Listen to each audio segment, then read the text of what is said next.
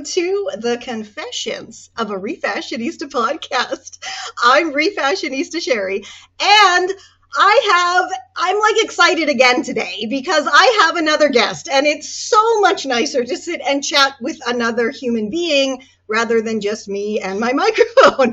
And I'm extra excited because this is, someone that I personally know. It isn't someone I just kind of scooped out of the internet online.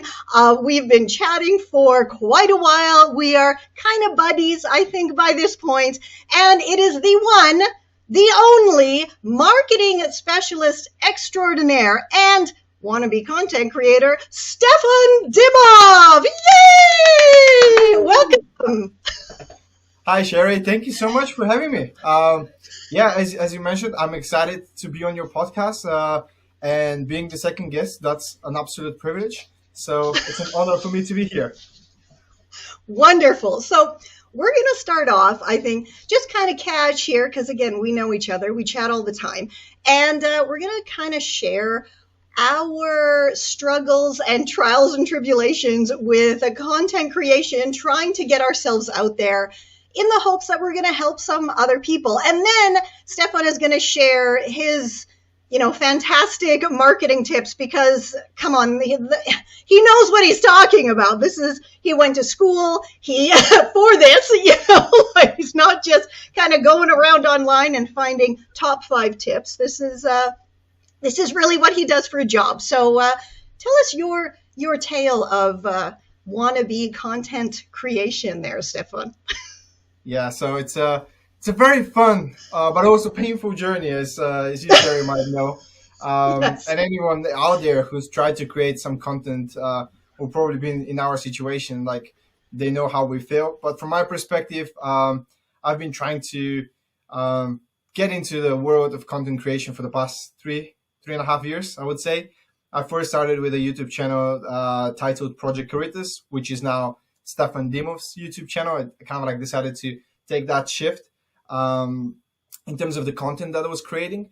But essentially, the whole idea of the channel was to review sustainable products and to inform people about how they can live more sustainably, how can they help the environment in a way by reviewing different products and companies that are already doing this. Of course, there were a lot of hurdles on my way to create that content. It takes a lot of time. And then also, yes, I was to some extent making some of those brands known to people out there, but then the return in terms of views and the time I was investing wasn't exactly there. So just as an example, how long would it take you? And I mean, like from start to finish, from like reaching out to the brands until publishing the video, how long would it actually take you? So that's a great question. And I think it's a very important question because most people think, oh, that's a 5-6 minutes video. You probably recorded it for like 10-15 minutes, edit it down, chopped it down, drop down in like half an hour, 45 minutes, and that's it. So it would take me probably like a couple of weeks time. So it would be a couple of weeks time, always like reaching out to different brands to source those products, as I don't make any money out of the YouTube channel. So it's kind of like that was my way of working out with brands to get products over. I can then review the products and then upload the content. So you have always that communication with different brands, which would take like a week or two by the time you agree on the product gets shipped. Once the product is here, then it's all about writing the script because people don't realize it's not that easy to just turn on the camera and start talking for like 5 minutes.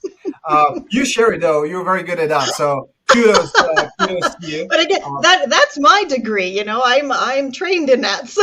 Yeah. So for most of us, it doesn't come as natural. So we need to prepare a script, and that takes a lot of time. And especially, I'll probably say for me personally, it will be around 2 or 3 days just toying with different ideas because in my case, I had to make products that are relatively boring, like toilet paper, interesting so that people can watch a review about toilet paper without me using the toilet paper because I don't think anyone would want to watch that. So You know what though? that actually probably would have worked if you were Yes, using the, probably, because but again, yeah, it would have been a scandal. It would have been, what is going on? And then yeah. boom, you're viral, right? Or maybe YouTube contacts me, is like, okay, that's not going to work out. Thank you. We'll see you on another platform. Bye. Um, but yeah, so that's another 3 days for script alone. Then I would probably film for 2 hours, I would say, just because I would make a lot of bloopers during the filming of the episode. And then editing another 3-4 hours. And that's when you have the video ready. But then you have also thumbnails, which you have to be creative with those.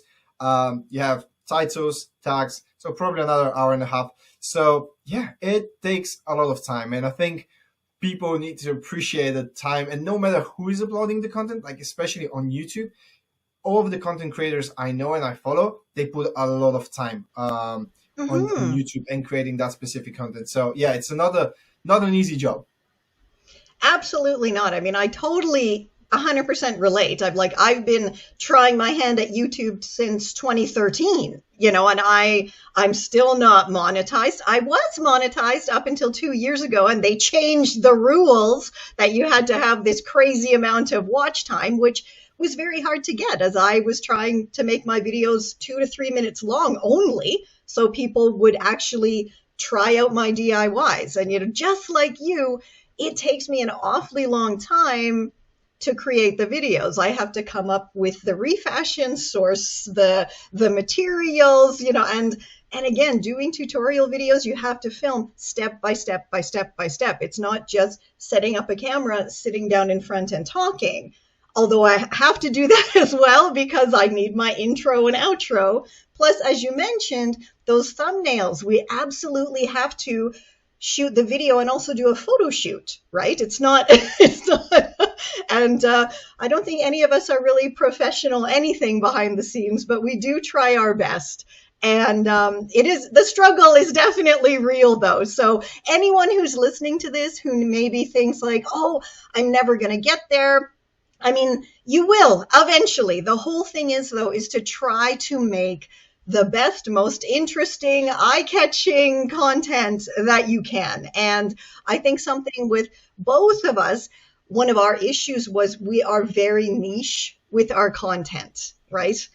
Yeah, Especially absolutely. with this sustainability and eco, as much as people think it is widespread and it is everywhere, it isn't at this point. Not quite yet, but hopefully it will get there. And now your channel, you've actually devoted it more to doing interviews, correct?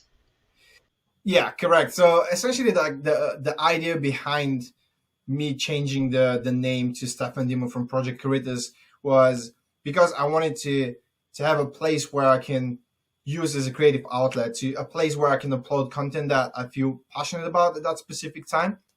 And it would also allow me to not be like just sort of like caged by the title of the channel. So I don't have to just do like reviews of sustainable products. I can also do interviews and things that I'm passionate about because it's now under my name. So it's kind of like portrays what I'm interested in. So yeah, I started doing interviews with other content creators, and not just like visual content creators, but also just any people who creates content, like whether it's just photography or like miniatures, anything that they create that I find interesting. I would reach out to them and try to do like an interview with them, learn a little bit more about their skills, what it takes, the challenges.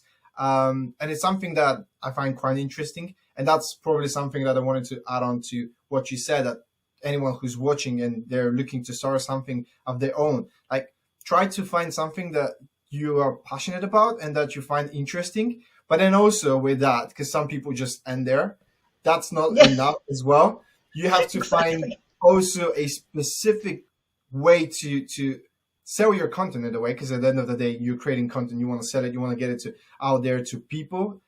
Make sure that that's relevant and something that people would engage with. So it's kind of like it's a combination of both, something you like, but then something that your audience will like, essentially, so that you can have that audience that will help you with the feedback and kind of like get you there in terms of of your growth. And that's for me, I Exactly. think it's the biggest challenge. It's not so much the work and the time I'm putting into the video, but it's like finding exactly what the audience out there wants to watch, so that I can create something that combines my passion and interest, but then also serves some purpose. Exactly. Yeah. I mean, it's very, very hard. And something when I first started my channel that I totally didn't understand why other people on the platform were always saying like, oh, let me know down below and like and subscribe and blah. And I Yeah. made a point of never ever doing that because I thought, oh, that is so annoying. But now that I've been on this platform for more than a few years and slowly, ever so slowly but surely building my following, I've realized you have to remind people. You have to. Even if people love your content, they still need to be reminded to leave a comment, to like, to even dislikes. Even dislikes our engagement and will boost up our videos. And so to anyone listening or watching, this is really important to, it takes less than a second to throw that like, throw that dislike, but it really does help content creators kind of move up, and it lets the algorithm know as well what you yourself like and don't like. So it knows what to show you in your home feed. So it's not a bad thing at all. Yeah, and it's also helpful for like the audience itself, because like if you like this video and you want to let your like content creator knows about it, like you like it, and then essentially like that person would start creating more of this content, and you benefit as well because you're gonna get to watch more of what you like. So that feedback is so important, especially like in the comment section. Yeah, absolutely, absolutely. So again, whenever people may be thinking, "Oh, that's so annoying. It's the same intro every time," or they're asking me to subscribe and like, hey, it's part of what we do, creating the content for free. This is one thing we literally have to tell people, come on, give us that support. It's totally free for you, but it means so much to content creators to get those likes and comments, right? And the same with the Yeah. subscription, as you mentioned, because exactly because of that reason, for maybe like the first 30 or 40 videos, I never asked anyone to subscribe. I didn't have like that subscribe button, and Mm. also wasn't showcasing it exactly, like how people can subscribe. And I think that was something that I missed out on, because I thought, yeah, everyone knows how to subscribe. Like if they like the content, they will do it. But people don't always like think of it. They would watch the content Yeah. and then just move to the other one. But then when you remind Mhm. them, it does serve a purpose, and I think people are more likely to subscribe to your channel after 3 or 4 of your videos. So Yeah. that's definitely something you need to start off as soon as you create your first video, essentially. That's a really good tip. Yeah. So don't be like me. Don't be like Stefan. Don't be like me, Think, yeah. yeah, it's not annoying. It's truly not annoying. It is something that benefits your channel and it does benefit your viewers.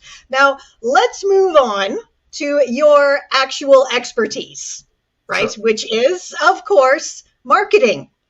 Which, I sure. mean, this is what we're here for, right? We want to know your great tips and everything. But first, how did you get started with marketing? Like, what led you to this? Um, so for those of you who don't know, I'm originally from Bulgaria. And at some point after graduating high school, I was planning to move to the UK to study. I wasn't quite sure about the degree that I wanted to do. I've always been passionate about acting, drama specifically, but my parents were like, "No, you're not gonna do acting, and you're not gonna pay like that much money for you to go to university and do like drama." And I was like, "Okay, what is a degree that would allow me to showcase my creativity and I have fun?" So that's kind of like how I lean towards marketing and advertising, essentially. So I did a 4 years degree in Lancaster University, which is in the UK up north. And from then on, once I graduated, at that point, I was already hooked in terms of marketing and advertising specifically. So I moved from Lancaster to London, started as an account manager at Yahoo. So that's just managing essentially digital campaigns across all of their platforms. And I just found it fascinating how granular you can go with the targeting and like all of the technology that has been developed over the past few years. So I thought, okay, that's interesting. Allows me to use data to come up with insights, and then use those insights to target the audiences that essentially would be the right audience. And I think that's also helpful. Some people hate the idea of targeted ads, but trust me, like from my perspective, I would rather see ads that are relevant to my interests than just random ads. And yeah, from Yahoo, then I moved to Samsung, and I've been there for the past 3.5 years, and I love it. I mean, I just like the idea of helping brands sell their products to the right audience. So you're kind of like, I mean, this is so silly to say, but I'm trying to kind of make it understandable for the masses. You're kind of like a modern day ad man from Mad Men. Is that right? Kind of? Yeah, probably You know, got that. Yeah, yeah. without the misogyny. Yeah, yeah, Yeah. and without smoking cigars like all the time, And and yeah, whiskey. Okay. exactly. Yeah, we tend to go sober to work, and we don't drink until we Yeah. finish work. But yeah, Yes. Yes. Okay. All right. And so I just think that's so interesting that you kind of transformed your passion for performing and acting into a more behind the scenes, but also still kind of retaining that amazing creativity and everything. I mean, a lot of people don't really think, okay, ad targeting and numbers and algorithms and all this, that they don't see it as a creative thing, but it 100% is, right? I mean, you really have to be on the ball and know exactly what to look for in an audience, correct? correct. And especially when you have barriers, and especially for some advertisers, you have to be creative. I mean, that's it. If you are a big brand, you have all the money in the world, and you can spend on anything you want, whether it's like linear TV ads, whether it's billboards, and like you can do whatever you want. Like smaller Like brands, Samsung, right? Where you work. exactly. Yeah. Yeah. I mean, in our case, like we go creative in terms of like, okay, what else we can do that no one else has done. But then for smaller brands, and that's something that I encountered with while I was working on the project creators channels, and like trying to do those product review videos for smaller brands which are just starting. Like that's when you realize that you have to be very, very creative with the budgets that you have, because for some brands it might be just like £100 or $100 a month, or like £1,000, which at the end of the day won't buy you much. But depending on how you spend those money, like then you can have a lot bigger returns if you are creative and you know how to plan it exactly. So do you find that, as we're talking about this, do you find that marketing for kind of a smaller, more niche audience, like, sustainability and eco everything, is a lot more difficult to do? I would probably say that you have more pressure to make every dollar or pound perform and bring you some return.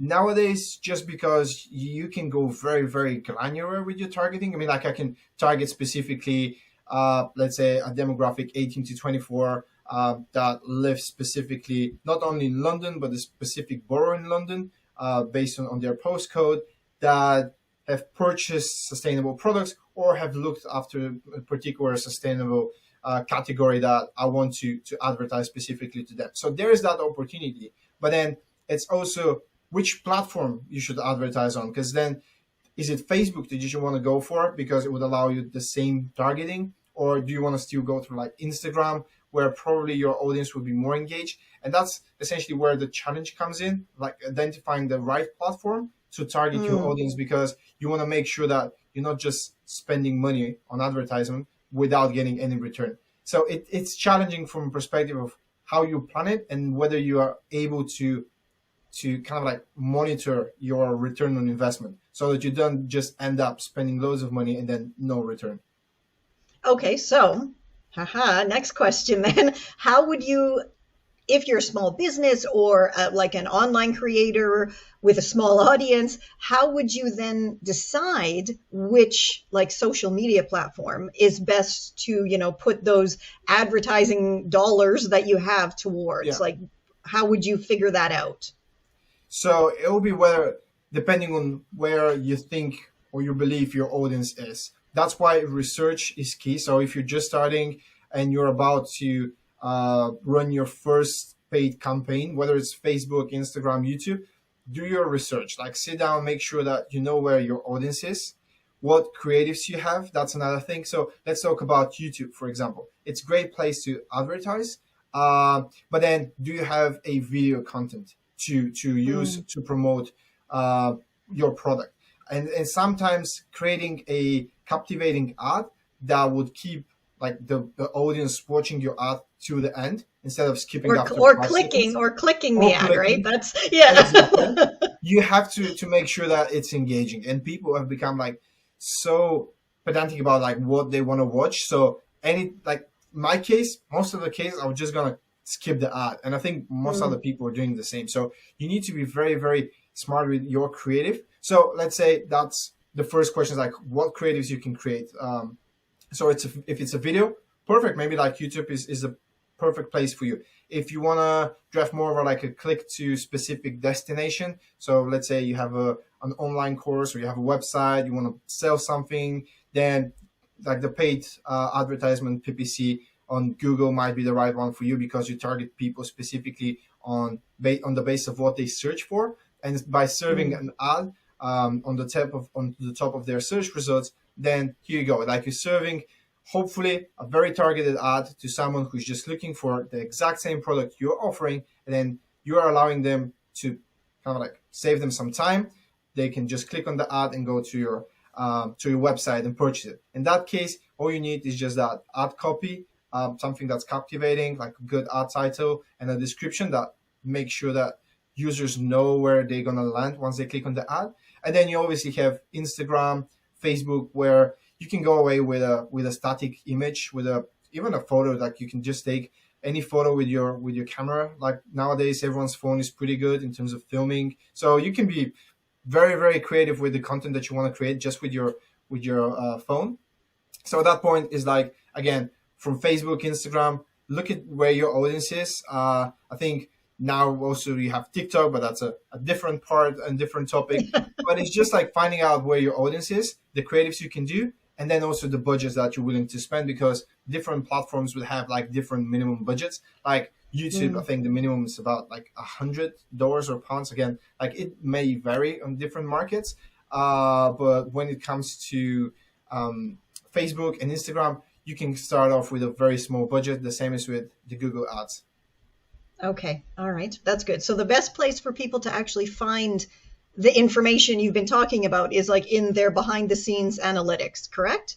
Exactly, yeah. That's once you have a campaign live, or when you start setting up the campaign, you can then explore, okay, what targeting you can apply within those specific platforms. But these are all essentially self-managed, so allowing everyone to start their own campaigns, so you don't have to pay someone to manage the campaigns. And there are a number of different platforms out there that would allow you to do those trainings for free. Like Udemy, you have like a 1 month free subscription. You have so many videos on YouTube, again, explaining you how to set up your account, how to do your targeting. So it's just allowing you that freedom to start off. And it's always going to be the case of try and error and like figuring out things as you go. I'm not saying that if you do like the best research ever, you will make a profit from your first ad campaign, but you probably will minimize the time and the learning curve.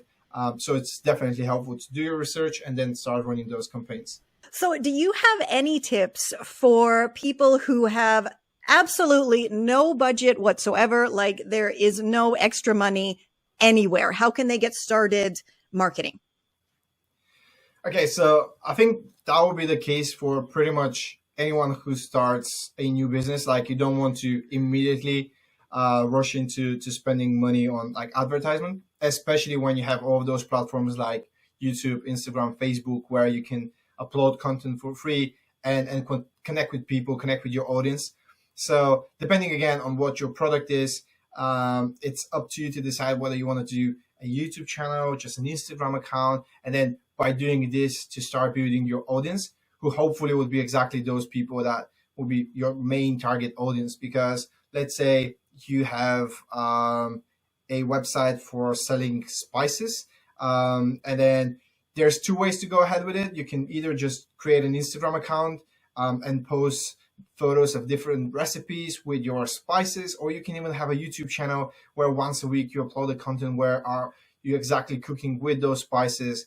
And it's very simple. I mean, everyone's phone nowadays can take pretty good photos and videos as well. So you don't need much besides maybe like a tripod or a person who can hold the phone for you and help you with that. But that's my advice. Like, start creating some sort of a content that will help you to also find out more about your audience, the people that follow you, the people that will hopefully also, as mentioned earlier, comment on your videos, tell you what they like about it, and maybe even like areas for improvement, whether it's in terms of like the content itself or maybe the product. If it's a product that could be amended slightly, especially when you start a business. That together with collaborations, I think that's also key. Partnerships and collaborations. Think about, okay, can you work with someone who, let's say, I'm going to give the same example with the spices. Maybe you can reach out to an account on Instagram that have like a cooking blog or so, and you can just reach out to them and say, hi, do you mind if you use my spices for this specific recipe? I think your content is great. And then you're sending like a box of spices that probably will cost you like what, $15-$20 or so. But then if they agree and they have like, let's say, even a small audience, which sometimes could be beneficial because you know that, yeah, they might have 3,000 followers, but they were a lot more likely to be more engaged and switched on because it's a small audience. It's a very kind of like tight community rather than account with, let's say, 100, 2,000, like 100,000 followers or so. And by doing that, essentially, yeah, you spend very little, but then your return could be quite big. Yeah, that's a great idea. Yeah, collaborations are a wonderfully fantastic way to you're literally kind of swapping audiences. And I know for my channel, I literally do clothing swaps with people. And then when they open up their box, they make their video and of course mention my channel and say, hey, now go see what I sent her, and vice versa. And it really does help to grow your audience because, I mean, the people watching both of those channels are already watching for a specific kind of content. So as long as your content can kind of complement each other, at least 10% of them are going to join your channel or your Facebook page or your Instagram account or your TikTok as well.